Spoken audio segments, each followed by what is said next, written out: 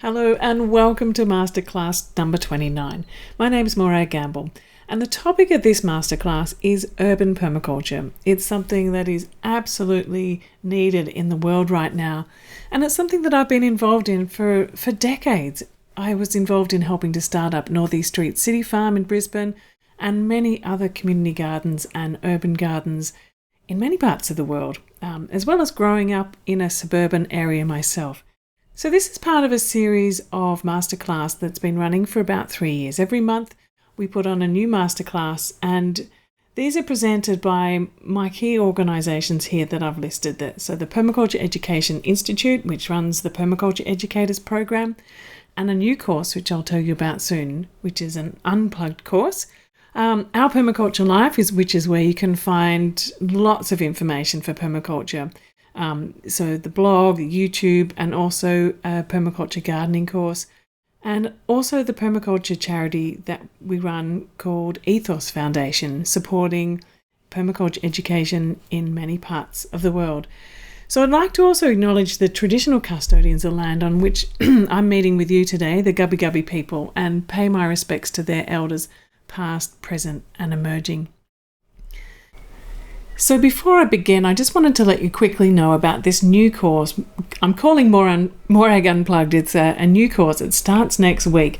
So many people have been asking me for advice about how to create a permaculture-informed, home-based business lately. So I thought I'd just kind of open the doors to show you what goes on behind the scenes of all the stuff that I do and how I create a livelihood. So this new course is kind of the beta version, and I really wanted to invite you to be the first in to have a look and to help you kind of find your way into your own permaculture business, an ethical business that's based around permaculture and based from home. So essentially it's going to be a 7-week deep dive with me and other experts into looking about how to design your permaculture enterprise, a social enterprise or a home-based enterprise, however you'd like to make that ethical enterprise, from concept through to launch, and really getting you as much personalised advice and support and mentoring as possible. So there's only a handful of places available for this. I'll let you know at the end how to actually apply. It starts next week.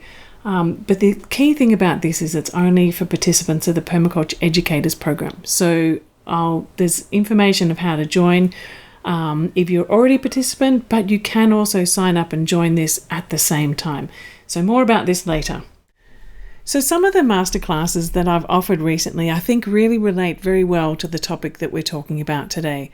So looking about how we can create thriving neighbourhoods, how we can start community gardens, focusing in on the kitchen garden revolutions happening right now, and also how you can respond with personal and community resilience in the face of the pandemic. And that was a masterclass that I put together back at the start of the pandemic, but it's continuing, and in many parts of the world we still have lockdown. So all of those I thought I'd just point to. You can find them on my YouTube channel now. I've made them available so that people can access this information. So we are currently experiencing a global kitchen garden renaissance in response particularly to what is happening in the world with COVID, but also what's happening with climate change and the effect that this is having on people's health, on their livelihoods, and on access to food. And really the key focus that I'd like to explore on too is how much food can you grow in the smallest place possible, and to relocalize our food system. So what is urban permaculture? This is the topic of today's session. It's really about looking at how we can grow food everywhere we can, in and around our urban environments, in and around our home. It's about restoring the urban metabolism. Instead of having these inputs and outputs of the city, actually thinking about how we can grow food and collecting water and collecting and restoring the soil. It's about regreening the city. It's about rewilding the city. It's about reconnecting with place, with community, and connecting into with the commons. So thinking again about how we access our spaces that in around the cities, how we use our parks, how we use those spaces that are common to us all, our community spaces. And really importantly too is about relocalizing, thinking about how we can bring our needs and meet our needs as local as possible, whether that be in our home or our neighbourhood, or possibly from the neighbouring areas around us, the peri-urban areas. But essentially it all comes down to working out how we can be involved in the regeneration of our food system, the regeneration of our communities, and regeneration of the ecological systems which support life on Earth. So why permaculture in urban areas? Well, over half of people who live in the world are currently urban dwellers, and the prediction is that there'll be 2/3 of the global population in urban areas by 2050. There's been a rapid increase in the number of people who live in urban areas. And what we also need to keep in mind is that 1/4 of the urban population are actually living in slums too. Now, the lockdown has forced us to be far more home-based. And this means that, and also that our food system has changed. So we need to start to think about how we can meet our needs and be more resilient in our urban environments. We need to rethink about how we live in the city. We need to think about how we can make our living more from home-based opportunities and reduce the cost of living, because the economy has shrunk. So how can permaculture help us to do that?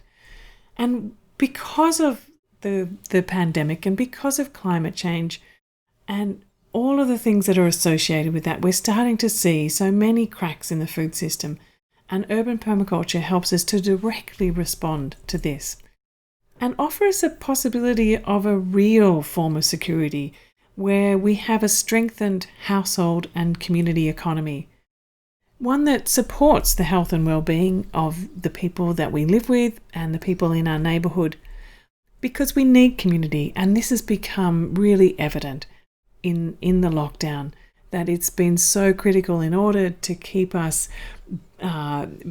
buoyed mentally and emotionally, but also in the exchange of goods and resources. We need community, and urban permaculture really helps to support that. So this is more than just growing the food. It's about reaching out and connecting as well. And I wonder what your reasons are too for wanting to be involved in urban permaculture. Why not open up the chat, and as well as introducing yourself there and where you're from, pop in why it is that urban permaculture interests you, or why urban permaculture is valuable to you, or perhaps some experience that you've had during the pandemic of how it's been so important for you. A recent pandemic study was done by Sustain Australia, really showing it how critically important growing food was to so many people. So we are really at this point gardening a new world into being. We're seeing massive changes in how people are living and how they're meeting their needs and how they're reconnecting both to gardening and to community. So I wanted to begin just a little bit with describing my kitchen garden. So as I said earlier, I grew up in a city. I grew up in Melbourne, in Victoria, Australia. And we just had a small patch. Most of the garden was actually natives, but there was areas in our courtyard and where we'd have veggies and herbs, and we'd have the compost system and some chickens and a few fruit trees. And so I've always been surrounded by a garden which not only meets the needs of our family, but also is a natural garden. So the kitchen garden that I have now surrounding me here where I live is an edible garden that is full of flowers and herbs and vegetables and fruits and plants for the wildlife. And I absolutely love the sense to be able to just go out and harvest what I can, whatever's in season. And it's a beautiful place that brings so much joy to me and my family. But it's also a place that I know that can help to support me in times when we can't go out. I know that I can just go out. So that, like I said before, that sense of security, but also knowing that I can hand out so many cuttings and seeds from here that I can help other people to get their garden started too. So there's so many different places that you could have a kitchen garden. You know, my place here, it's not a really big kitchen garden. It's just surrounding my house. Even though I live in an eco-village, it's still quite a compact garden space. But you can do your kitchen garden around your home, in your school, or perhaps in a community garden. So urban gardens could be in all different types of contexts. And I wonder, maybe pop it in the chat too. Where is it that you can do urban permaculture? Maybe it's just on your veranda. Perhaps you have a verge. Where is it that you're thinking of or actually already doing urban permaculture? So I wanted to share with you a few growing tips and things that can help you get started from a gardening perspective with permaculture. So I always suggest that people begin, if they're new to gardening, begin with herbs, because these are a super easy place to get started, and they're so robust. So you can start to grow herbs. I always recommend you grow herbs as close as possible. So that may be on your veranda, on your balcony, just outside your back door. Herbs like this are mostly perennials, so that they're all the time, which is a wonderful garden to have just right next to your front door. And just keep them trimmed. You're trimming them to cut them and bring them into the kitchen will help to maintain them. And you can have herbs that are culinary herbs. There's herbs, medicinal herbs. There's herbs for teas. And mixed in with that, or just beyond that, start to weave in your fresh salad garden. So your salad can be your lettuces, and you can see in and around this there's some chickweed that's growing, which is, some people consider it a weed, but it's also something that's helping to improve and cover the soil, and edible as well.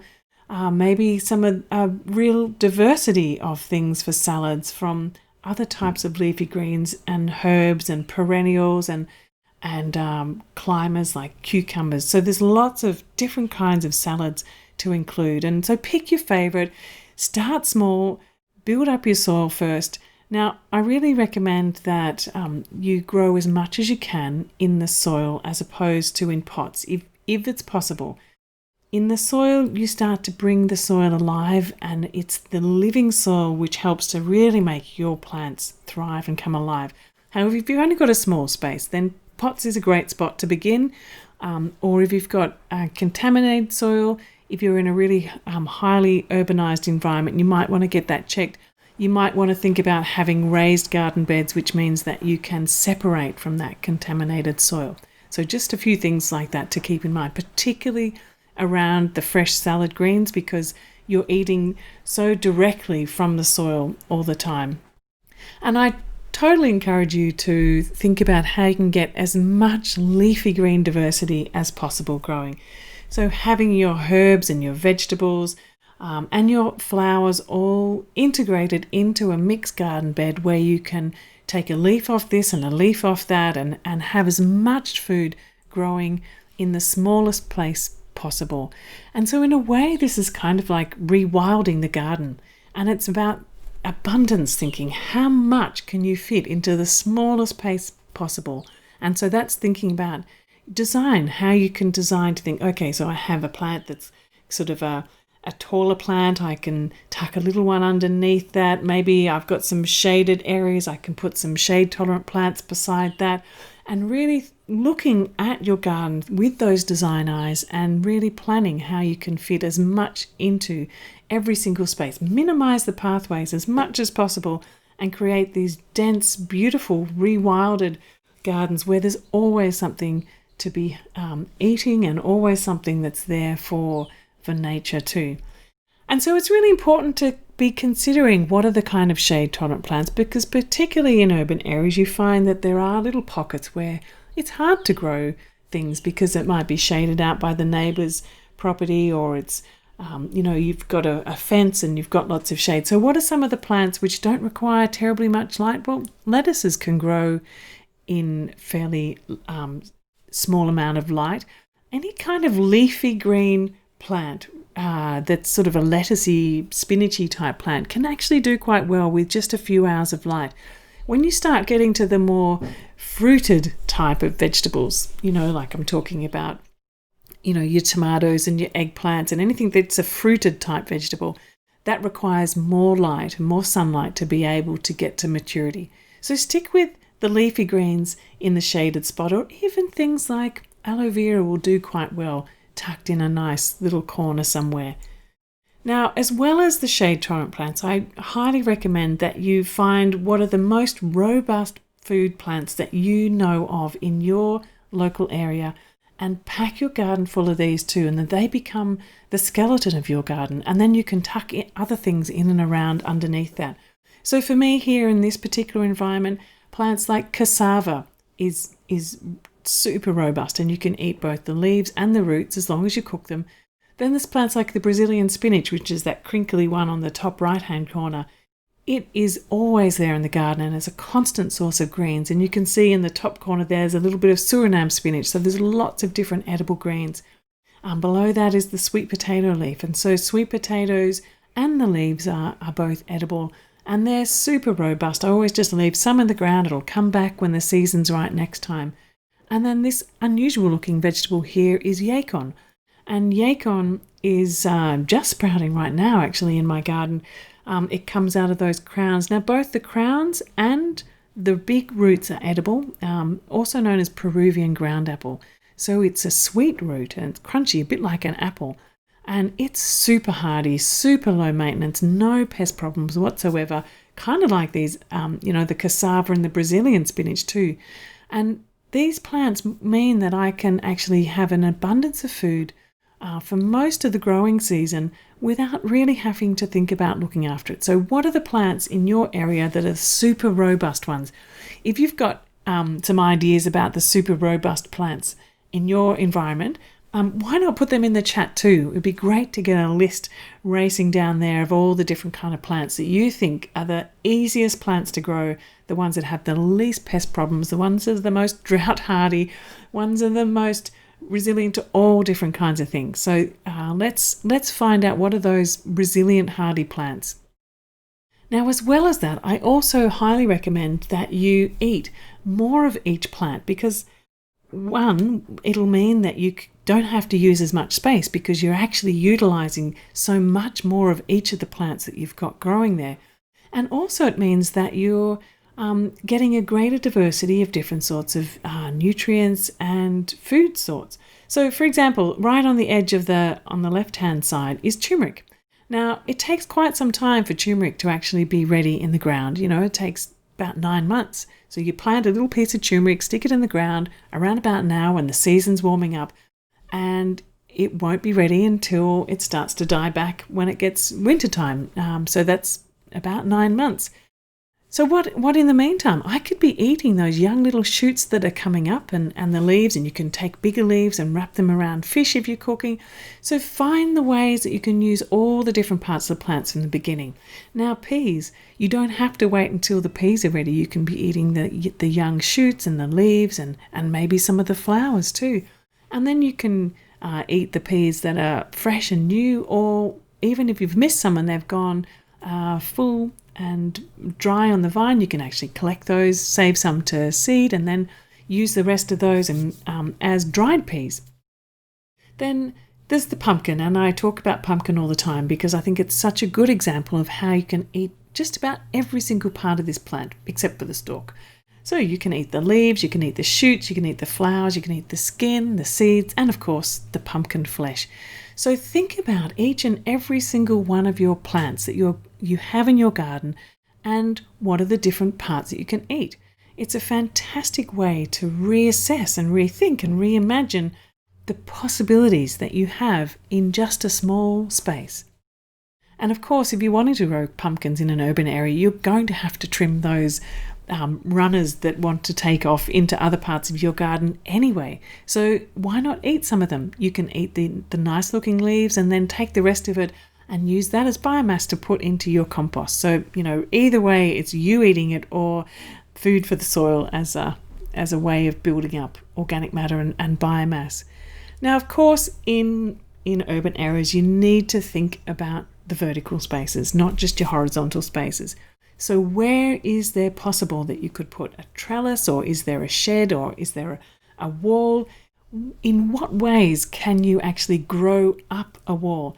Now, I want to just give you the heads up that often when you buy those little wall units and stick them on a hot wall, they will dry out so quickly unless you have a watering system in them. It's far better if you can to have a larger pot at the base and grow a trellis vine up it, or in the ground if possible. Now there's the benefit too, as well as being a food plant, it also helps to cool. And as our cities are getting hotter and becoming greater heat sinks, we need to think about how we can shade our walls and provide protection for the habitats in which we're living, and vertical gardens can help with that. So this is a passion fruit flower, and as well as being absolutely amazing to look at and absolutely gorgeous, it produces beautiful fruits. And even these, the flowers are edible. I made a blog post about this at one point, so you can search up their edible passion fruit flowers and see what you find.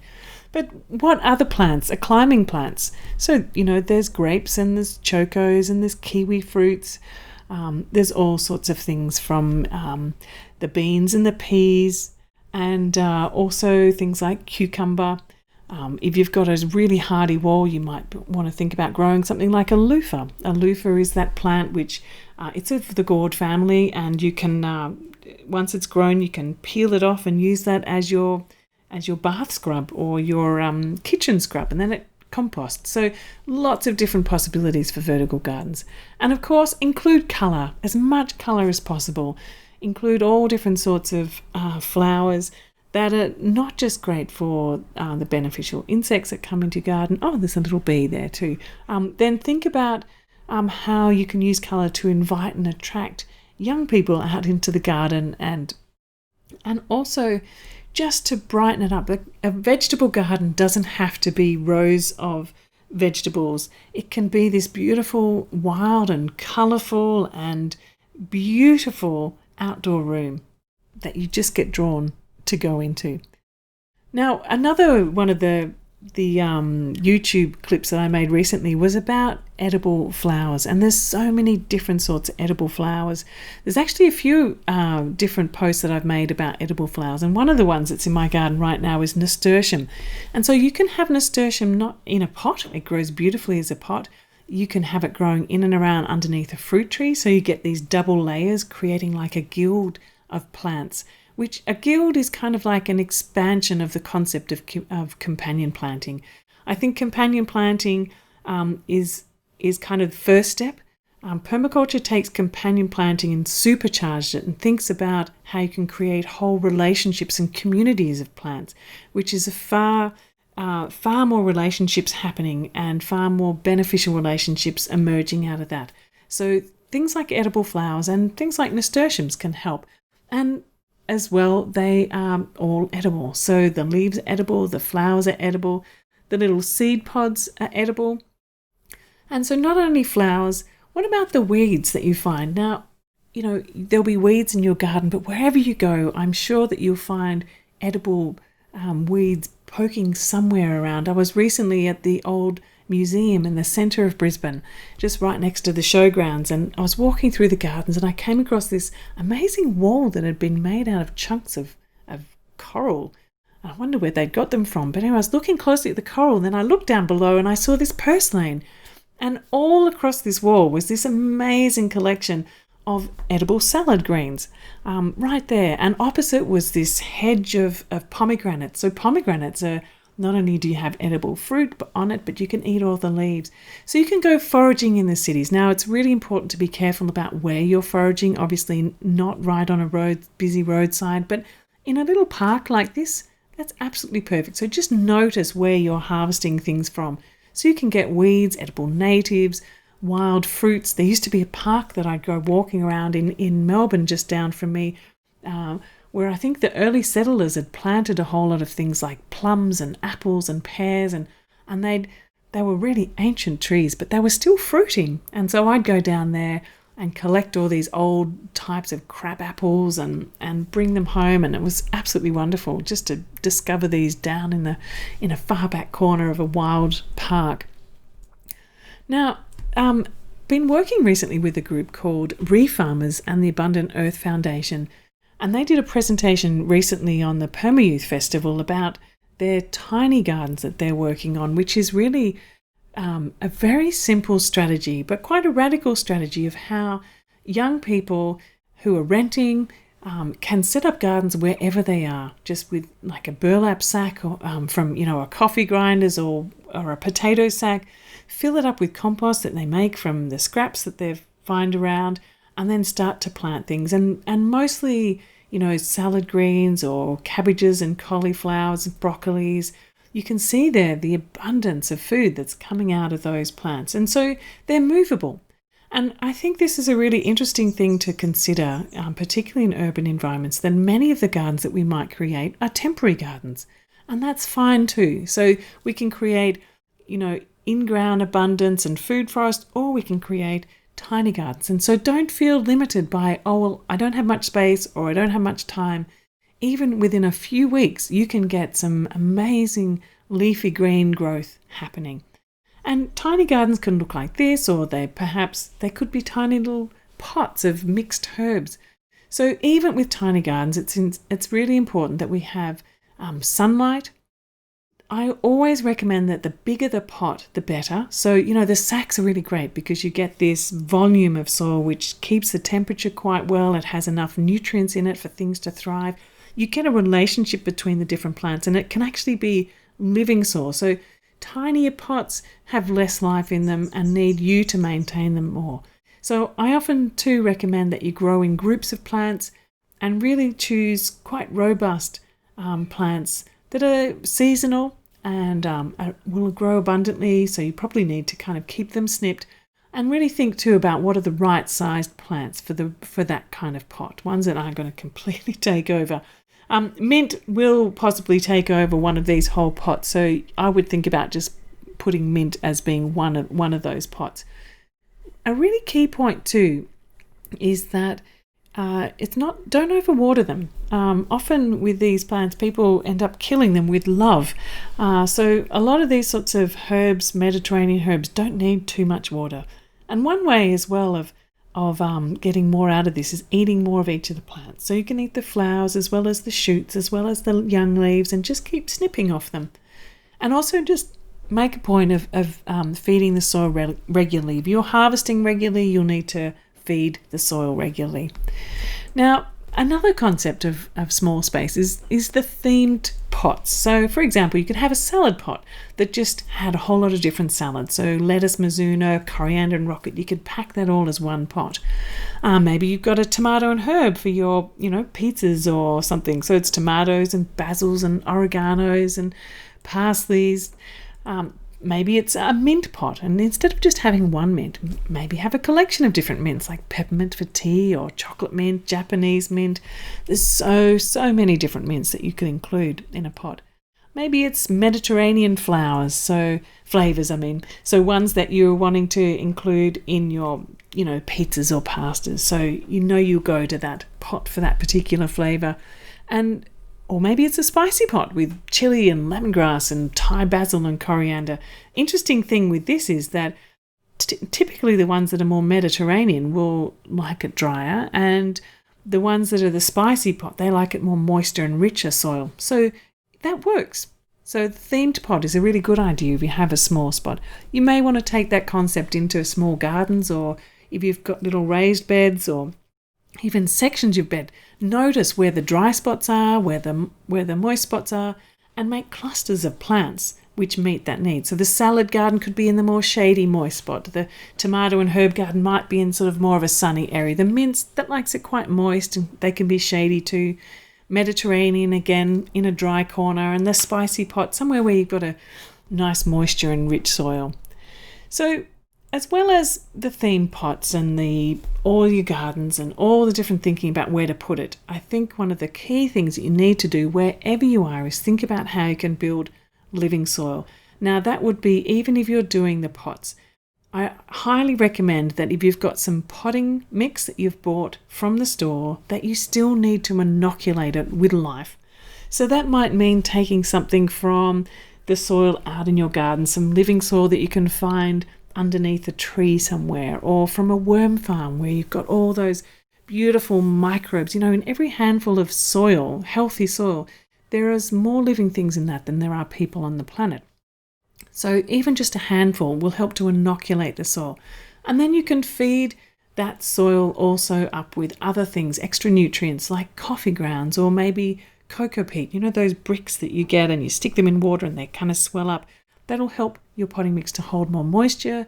Your coffee grounds will add more nutrients and texture to the soil. The life will help to activate it. So even if you're growing in a pot, you can still get to have some kind of living soil, and you probably need to keep inoculating, keep it moist. If it gets too dry, too hot, the soil life will die back. So like I said before, wherever possible, grow in the ground.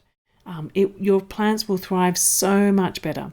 But if you don't have that space, then really try and create living pots.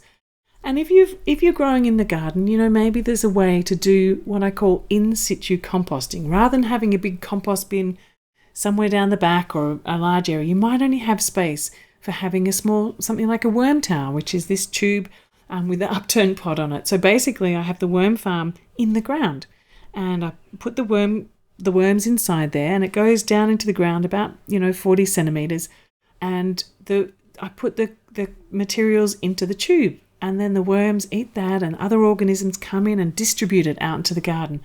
Maybe you've got a spot to have a little pond where you might be able to grow something like this ACEROLA here, or other water plants which produce an enormous amount of abundance that you can scoop off and create organic matter, materials for your composting. Even just scooping out that ACEROLA and putting it on the ground will create beautiful compost so quickly for your garden. Or if you've got one of these bins, you don't have to keep it in the one spot. Think about how you can move it around your garden. And that way you can keep activating and bringing to life different areas. And so just think about how you're going to keep feeding your garden areas as you're designing them. Now, if you don't have space for doing composting, or if you need more materials, perhaps join up something like Share Waste. And these organisations are now just flourishing in so many cities around the world. Share Waste is an app where you can sign up, and if you've got surplus scraps, it'll show up where your nearby composters are. Or if you have a compost bin and you need more scraps, people can find you and then start to drop them off. And so this way is really helping to build that urban metabolism, and so that less of the food waste is going into the bins. You know, it's crazy that still almost half of the bins are, even when with all of the education that happens through councils and throughout the cities and through schools and everywhere, we still end up with almost half of landfill being food scraps. So join up something like this, and then you can either share or receive waste, and then find other places you can get extra food scraps from if you've got the space to do it. Maybe your local cafe, or maybe your local grocery store might have food scraps. And perhaps if you've got enough space, you might even be able to have a little bit of urban livestock. So maybe some chickens, or if you haven't got enough space for a couple of chickens, then some quail. And quail take up such little space, and they're so quiet, and all they need is a nice little area that they can be scratching in, and access to some nice greens, and they create beautiful little eggs, these little spotty eggs below. You probably need about 4 of those eggs per one chicken egg, but they're just absolutely gorgeous. And maybe you could incorporate something like a guinea pig as a mini pet that could help to keep down any little bit of grass that you have, and the manure from that can then be incorporated into pots and tiny. So this is micro urban livestock. You've got to be sure that you know that you're actually allowed to have chickens in the area that you are. I know that most urban areas don't allow roosters, but usually you can actually have a few chickens, but you'd need to check about that.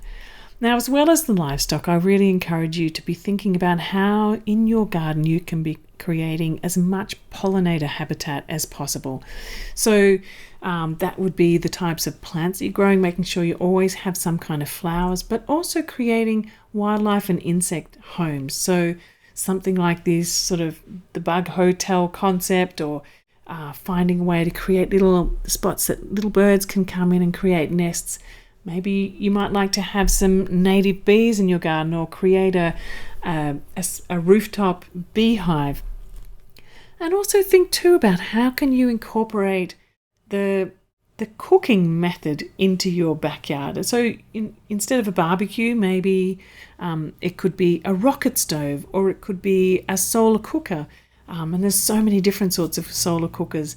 The one on the end is one from Korea that we were watching, and it's so powerful. Actually, you want to be careful with something like this in the backyard because they're really powerful. They concentrate the energy and boil water in just about 10 minutes and cook rice in about the same time. Really super powerful. Something that's a little bit more safer with young kids are things like these box solar cookers. And in these you can easily cook up rice and cakes and root crops and even stews and all sorts of things. So it's a slow cooker. You just put it out in the sun, an hour before your meal, and it'll just slowly cook it. And it can't burn it. It's amazing. You might want to set up some drying racks. This is a set of drying racks for herbs in a kindergarten in Havana, Cuba, where, because of the special period they experienced, the urban agriculture just exploded. It was really the only way that they could access food. And we're seeing this similar explosion of urban agriculture in cities around the world now. So how can we utilize all different spaces for growing food, growing herbs, growing medicines, growing a livelihood? These solar drying racks were set up by the mothers of the kindergarten kids, and they would they would come in during the week and they would grow the food, give the food into the kindergarten for the lunch times, and then be drying the surplus and then bagging it up, and that would be part of their income. So where else can you grow? Well, balconies have an enormous possibility, and I wanted to point you to this amazing garden created by a friend of mine, Natalie Tober, who lives in Nairobi. She actually works with the Danish Refugee Council and is an incredible permaculture designer working in larger scale communities, helping to create regenerative agricultural systems. But in her own home in the middle of the city, she has transformed these places. And so she has bee homes, she has vegetables and herbs and fruit trees, vines climbing up over her veranda. She also does her own seed saving. She's got chickens, a small little chicken pen on the edge, and she feeds them all the greens, but she also grows insects for them inside her house, so that then she can feed them high-level protein and organic food. And she also has worm farms inside and mushrooms inside. And so this 4th floor garden, balcony, has become this amazing kind of urban farm. So you can check out the little film that I made about that on my YouTube channel as well. So if you look at Morag Unplugged, Our Permaculture Life, the YouTube channel, and just look up Balcony Garden Nairobi, you'll find that one there, and it's so inspiring. What Natalie does is incredible. So you might have space on a balcony to do some things, or maybe just a kitchen bench. And what can you do there? You can get some of your plants started so that it can be a place, your micro nursery to get your garden started. Maybe you can grow some sweet potato greens. So the one in the middle there is a sweet potato, and as you can see, it's starting to sprout roots out at the bottom and the shoots are coming off the top. You can be just trimming those. So you've got your own sweet potato greens right there at your kitchen. Or if you've bought some things like shallots at the store, you can put the ends into a jar of water and sprout those again. And during the pandemic, when it first began, we had the big toilet paper rush, and then we had the great big seedling rush, and the seeds and seedlings were gone, fruit trees and chickens, everything just disappeared. So I did a whole series that you can find also on the YouTube, which is looking at what are the ways that you can get seeds or plants from the store and then grow those out to be things that you can actually supply yourself with food from. And another one of those is sprouts. So you can go down in the culinary aisle of your store and find things like chickpeas or fenugreek seeds or all different sorts of seeds and sprout those. So this sprouting jar here that I've got are lentils. So I just soak them overnight and then just wash them every couple of times a day for a couple of days, and then I have an amazing nutrient rich food that is grown inside. Or microgreens, for example. You can grow all of these different sorts of plants and more as microgreens. And you can just do this again on your windowsill. Just get a little bit of soil, or even, a moistened serviette, and grow food on your bench like that. And once they've come up to this first set of leaves, you can just snip them off. And there's your salad garden. And apparently the level of nutrients that you get at this point in the plant, it's 40% more than later on. It's really highly nutrient-dense food. And there's a lot of people who are actually starting to grow microgreen enterprises in their basement or their car park, or in their sort of garage, or a shed out the back. This is something that you can actually do at home as an enterprise, or mushrooms for that matter too. Now, you may have a little courtyard. This is actually my mum's little courtyard garden that she has outside her kitchen. She just walks out and she has her strawberries and tomatoes and salad greens, and she always plants out any shallot ends she gets there, and she has, different sorts of basils and all sorts of things growing just in a series of self-watering pots here in her courtyard garden. And maybe you have a hedge, and it doesn't need to be just a screening hedge. It could actually be an edible hedge. So what are some of the plants you could use for that? There's the riberries, which are the native lily pillies around here, which have amazing abundance of fruit on them. Or this one here is lemon myrtle. You could make a bay tree hedge, or you could have Jaboticaba, FEIJOA, GRUMMICHAMA, ACEROLA, a citrus hedge. What other sorts of plants do you know of that you could grow a hedge out of? And pop them in the chat too, because we don't have to waste that space. If you want that formal element in your garden, it could still be an edible functional hedge, something that you can get edible leaves off, or flavors, or mulch materials, all sorts of things. And look around your garden or your neighborhood for those little pockets where you possibly could grow. So I encourage people to sort of walk around with growers glasses on and see the possibilities. So these examples are actually from a very compact little old city, the old city of Veliko Tarnova in Bulgaria.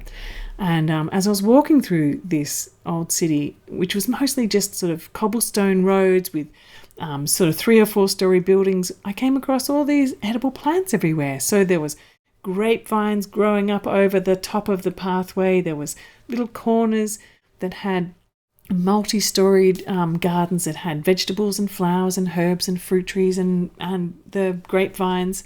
And then there was this building here, which was a 3 or 4 story traditional style apartment building, where there was this one spot, and there they had some beans growing and some sort of scented plants, which were kind of pest plants, flower plants, and out of that grew this grapevine. And it was where the downpipe came, so it was a really good spot to grow. So this grapevine went up, and it went to the first floor and went across, and so that was protecting, providing shade for that floor and some leaves to make dolmades, and then the grapevines, of course.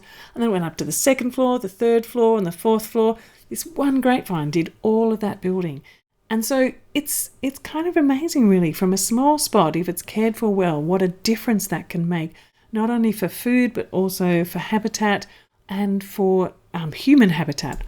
And so this could be on a rooftop as well, and there's so much potential for that.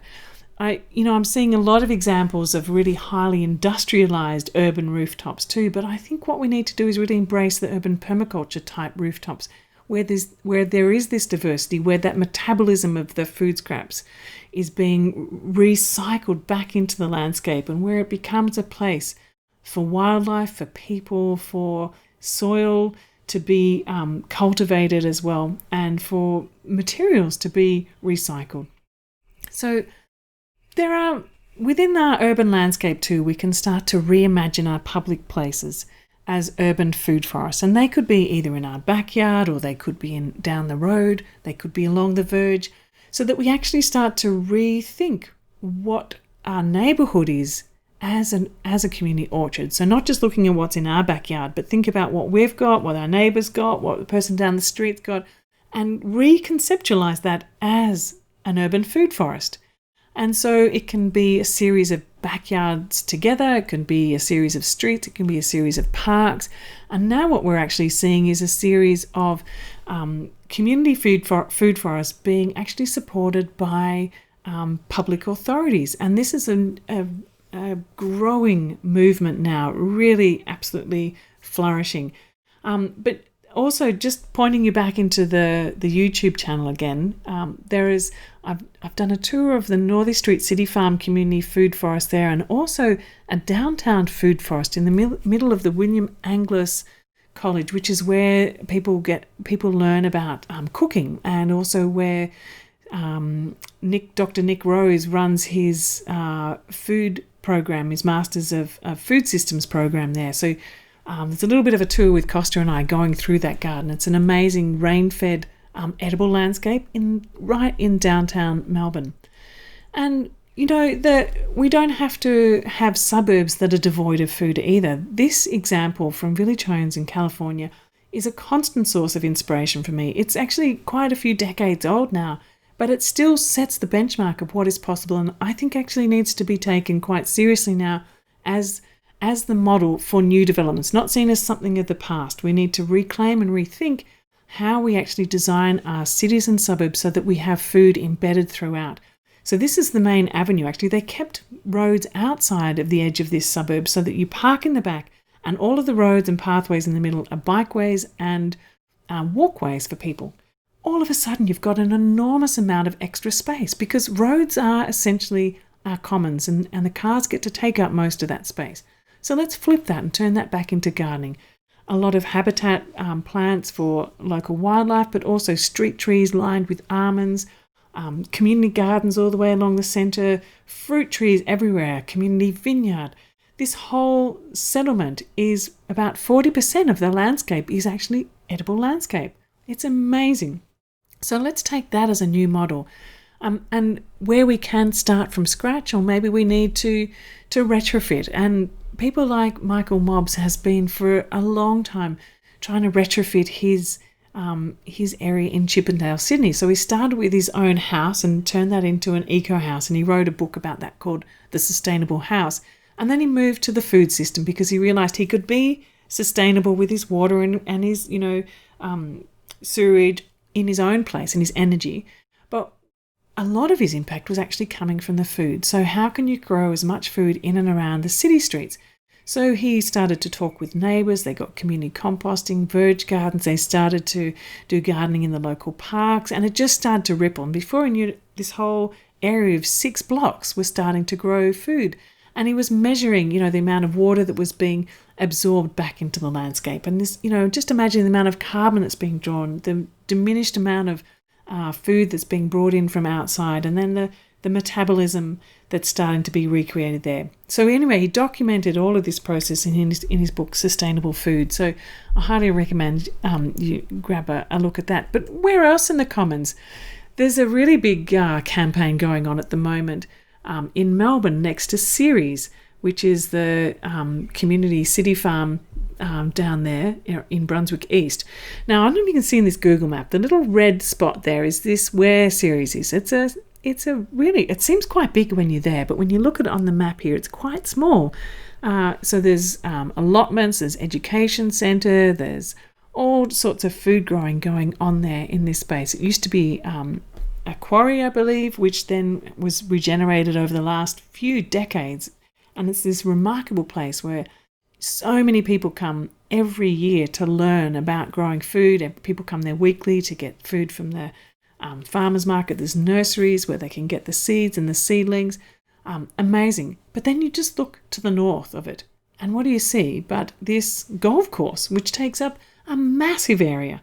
So a lot of our commons, like I said before, are either taken up with roads or they're taken up with things like this, which are non-productive. So the question that this community, they've now set up a Facebook page about trying to reclaim areas of this golf course to be actually food producing. So how is it that you could actually have golf and food together? And I think that's a really interesting thing, because if you take an aerial view of any city And you will most likely find that some of the biggest areas of open green space that still exist are the ones which are filled with golf courses. And really, it meets such a small amount of the population. Yes, it's open space, it's lungs of the city, it's a space for urban forest to happen, but it could also be a place for urban food forest to happen. I'm not talking about making it into an industrial farm, keeping its ecological integrity, keeping its recreational integrity, but also adding food. And so really looking at how we can reconceptualize our cities as a farm. So taking it beyond just being our backyard and working with local governments and wherever you are. Maybe you are in local government, maybe you're in state government, maybe you're a planner. How could we actually create urban agricultural zones that are instituted within our government system and that they're protected areas? Perhaps we can put those pieces of land aside as farmland trusts, so that, like we have bushland trusts in some places, we create farmland trusts where that land is protected from development, because it's so hard to compete with the economic pressures of development to take up all the spaces of the city. We need to actually take a bigger step to have a meta picture and protect areas within our city for growing food. It's surprising to hear, but actually 25% of agricultural production comes from only 2 to 3% of agricultural land in places like Australia. A lot of our food production is in and around our cities, but it's coming under increasing pressures as our cities are growing exponentially, and this is a global phenomenon. So how can we rethink of our cities as farm, help to protect the existing farmland and help to reclaim areas that can be grown as food? So, there's only a certain amount we can grow in and around our own homes, but where are those large areas? These two examples here, the one with the spires, this is actually Ljubljana in Slovenia, the capital, where there's these great big swathes ringing around the inner part of the city that are urban agriculture areas. And the other one is from Havana in Cuba, where in the special period when they had to bring food production from the rural areas into the cities because they had no access to fuel for doing industrial farming or transporting food. So this is right next to an apartment building, and all the food scraps came straight out, went into doing compost, and this was a sort of a field, and they've taken over areas of sports fields. And so again, I encourage you to kind of look at an aerial view. You can get in there with Google Earth and zoom in on your city and start to map where the possibilities are and to reimagine what you can do with connecting up local food scraps with local soil and local parks and local commons to get your city operating more as a farm and as a forest. So not just thinking about the food, but thinking too about how this can be a habitat place. So we're helping to draw down carbon. We're helping to provide ecological habitat for the local endemic species, because we're not only in a climate crisis, we're in an ecological crisis too in terms of species extinction. So our cities need to be farms, they need to be forests, they need to be habitats for us all. So really thinking about how we can use permaculture as a way to design and share around thinking differently in our gardens. And so one of the things that we do in the permaculture education program is actually learn how to design our own places and then learn how to teach other people about that too. This is one example from Joanne, who just recently did a little kitchen garden design. This is just a part of her whole design for her food forest in her suburban garden in the Philippines. And so actually gaining the skills to do that is such a valuable thing to do, and really looking at how you can incorporate perennials and mini swales into these urban areas, composting systems, wildlife ponds, flowers, small livestock, and open space for families too. So this is a really wonderful thing to do, learning about permaculture and then getting involved in different kinds of education programs, whether learning in your local community or sharing the knowledge that you learn too, and maybe opening up your own garden to make that a learning place, and also a place where you can be sharing cuttings and seeds and sharing the ideas that you're exploring in your own place to help inspire and do mutual learning. And this is really essentially the underpinning part of what David Holmgren, the co-founder of Permaculture, is talking about in his book RETROSUBURBIA, is how we can transform our suburbs, where most of the people in places like Australia live, into thriving, abundant, food-producing, habitat-creating, carbon-sequestering, beautiful human habitats that actually link with other people as well. So creating not just in our own border, but considering how we interrelate with our neighbours and with the people who live in our broader community, our community of practice as well. And then there's magnificent films that people like the group Happen Films have created, and excellent examples of really small-scale city permaculture, like Kat Laver's garden.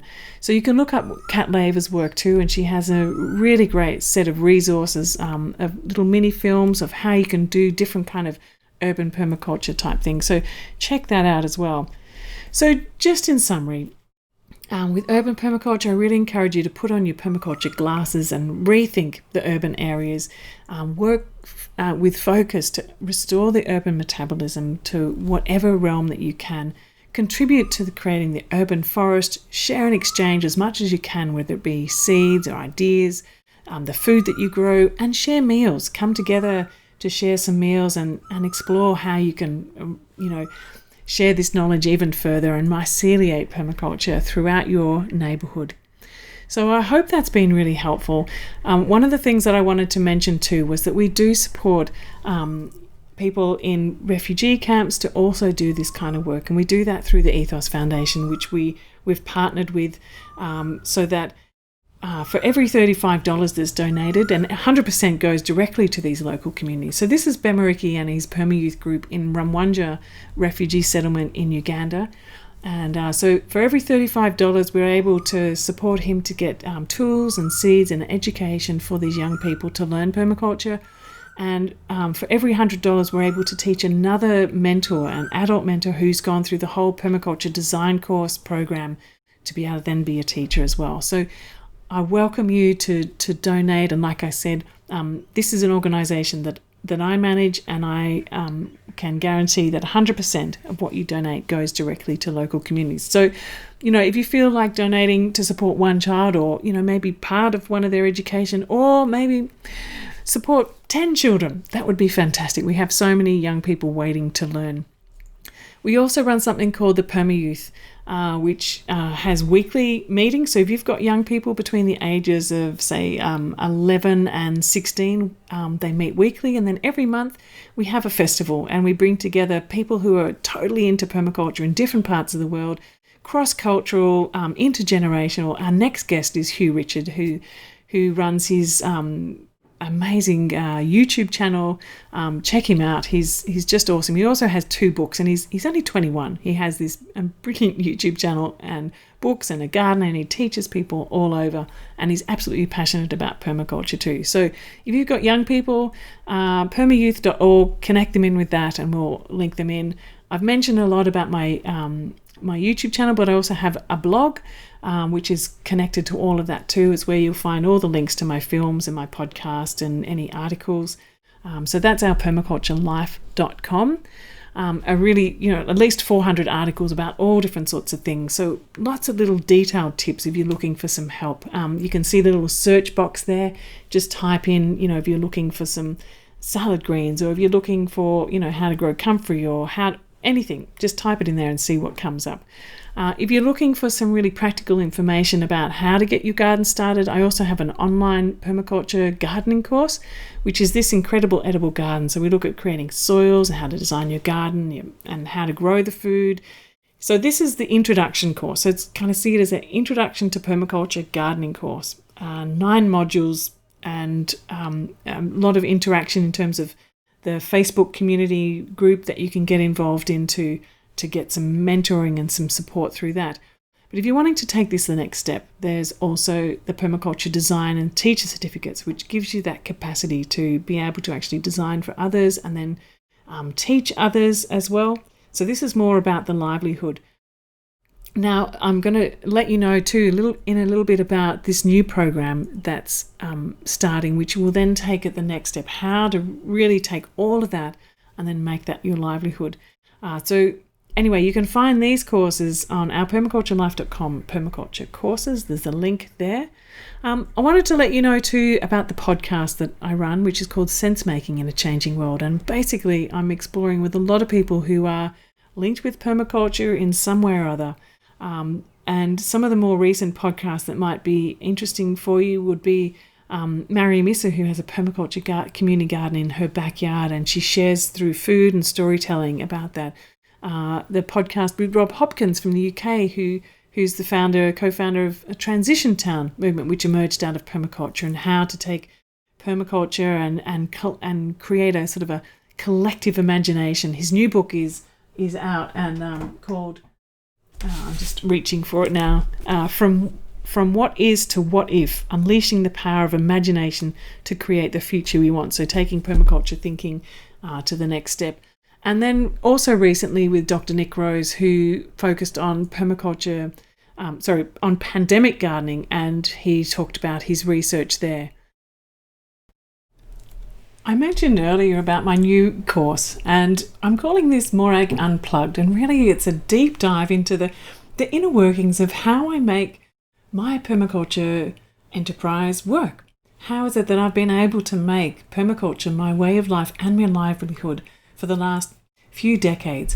So this is an opportunity that I had planned in the future, but so many people have been asking me about it that I thought I'd actually bring it forward and start it now, next week actually, because so many people are really struggling with trying to find a way to make ends meet, to look at ways of having a home-based ethical enterprise, which is based around the things that, are really becoming so important in the world. Never before has there really been a better time to actually be a permaculture teacher, a permaculture designer, a permaculture consultant, someone on the ground who's supporting people to create resilience and sustainability in a regenerative way. So this is what the course is about, how to actually set up your enterprise. So we'll go from the conception through to the launch, and I'm inviting in many of my friends who support me in the work that I do to help me with ethical marketing and ethical PR and how to set up your website. So it's that kind of technical business side as well as the conceptualization of what it is that your business wants to be. So this is a small group mentoring program live. We're going to have just a handful of people that will be your kind of cohort and people that you can work with to bounce ideas off, and I'll be in there all the time helping to give the advice and background information and the links to where you need to go to do this. So this is opening up next week.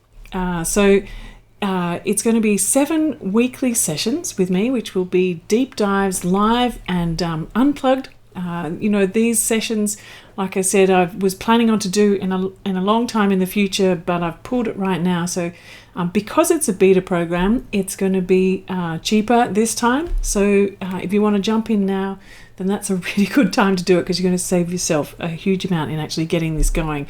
So like I said, it's from conception to launch, personalized advice,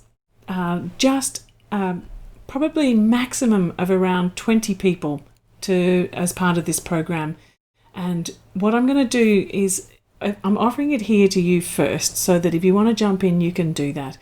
I'm going to be putting it out to my entire network and database over the next, actually first thing tomorrow morning, because I really want to make sure that everyone's booked in and set up and ready to go for next week. So if it's something you want to do, then dive in right now. The link is coming very soon on the side here, so you can click onto that. It will start on Tuesday, and so week 1 will start on Tuesday. So if you're ready to go and you're really looking for something to dive into, this is the moment to do that. So for this time only, it's going to be $997, and after that, because it's the beta program, after that it's going to go up at least double. I haven't worked out exactly yet, but I know that this is just kind of an introductory model where we're working together, and it's going to be great. I'm super excited about it. I do have a payment plan available, so if you need that, you can check that out too. The only thing about this is it's only available for people who are already part of the Permaculture Educators program, because this is a layer on having your Permaculture Design Certificate course and your Permaculture Teachers course, and you've actually been through this program with me and got all the background thinking. If you want to sign up on that course as well at the same time, the link will give you the opportunity to sign up for that course and this course simultaneously. So that's also okay to do that. So you can send me an email if you like, or chat now if you'd like some more information. My email is morag@permacultureeducationinstitute.org. And like I said, tomorrow morning I'm going to be sharing this out with the whole network, thousands and thousands of people. So I'm hoping if you're wanting to do this, that you'll kind of do this right now and not miss out. Hopefully I'll be running it sometime in the new year. But like I said, the price will go up. This is just the very first offering of this, and a chance right now, while we're in this kind of very extraordinary time, to start to look at different ways to actually make a living through permaculture in a really ethical and sound and home-based way, a way that's based in at home or in your community, a way that you might be able to do it to weave in around your children or your other enterprise that you may be running, your other work. So possibly, if there's another thing that you're doing, another enterprise, the kind of skills and knowledge that you're going to learn in this will help you to amplify that as well. So they're transferable skills and knowledge. And like I said, it's the things that have enabled me to be able to run a successful permaculture enterprise for the last few decades, and to live a way that I can be working from home. I'm homeschooling. I work with my partner. We have this really wonderful lifestyle enterprise that's ethical, home-based, community-based, and regenerative at the same time, and also gives me the chance to be able to choose to donate scholarship programs and to run the permaculture charity, and all of those things, to be able to shape the kind of work that I want to be involved in. And I can't recommend it highly enough. I absolutely love it and I thrive in it, and I'm so excited to be able to open the doors and invite you in and to see the inner workings of this. So that's why it's called Morag Unplugged. I couldn't think of a better word. If you've got a better name, you can let me know, but that's how it is at the moment, and I hope you can join me. Click the button on the side and you'll be able to find your way in to join the program. So thank you for attending today's session. The next masterclass is going to be at the end of November, and again at 8 p.m. Brisbane time, and I'll send you out more information about that as soon as it's available. And just again to recap on some of those key websites that might be useful for you. So if you wanted to find about learning about permaculture, that's the Permaculture Education Institute. To find out and sign up and get my newsletter, or find my blog or YouTube channel, that's ourpermaculturelife.com, and the charity is ethosfoundation.org.au. So thank you so much everyone for being here today. It's been an absolute pleasure to have your company, and it's been great to see all the comments in the chat box. And what I will do is I'll put together all of those things and then send those back out as a replay, because some people who registered weren't able to join, and I'm sure that there's lots of really valuable resources in the chat there that you'd like to come back to. So don't forget, talk to me really soon if you want to be part of the exciting new program about how to actually create your permaculture livelihood. I'll catch you again next time. Bye.